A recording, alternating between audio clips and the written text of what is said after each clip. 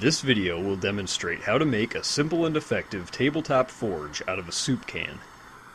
Using this forge with no previous experience, it only took about an hour's work to hammer a section of 1/4-inch plain steel rod into a rough but perfectly usable knife. In another video, I show the process that I used to make this knife, so be sure to check the video description for the link when this video is over. The body of this forge is built around a large soup can, and the fuel is provided by a standard propane torch. The base of the forge is made by attaching two L-straps to a block of wood. The straps are spaced to align with the front and back of the soup can, and then screwed to the block. The can is then held up to the straps to make the marks where it will bolt on.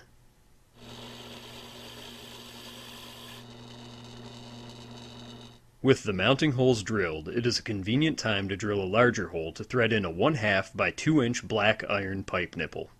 This is where the torch head will be inserted, opposite the mounting holes and at a slight downward angle about an inch from the back of the can.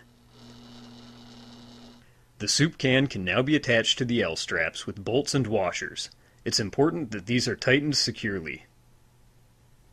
The iron pipe nipple is threaded into the hole that was made for it, opposite the straps, and the forge is ready to receive a fireproof lining. The fireproofing is made with a 50-50 mix of plaster of Paris and sand. The sand will add heat resistance to the plaster, which would otherwise crack at high temperatures.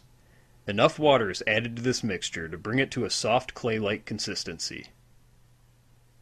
To start with, the plaster mix is simply shoveled in. When the can is about 75% full, a core is made to extend down to where the torch will come through, being sure to leave about 3/4 of an inch of fireproofing coating the walls.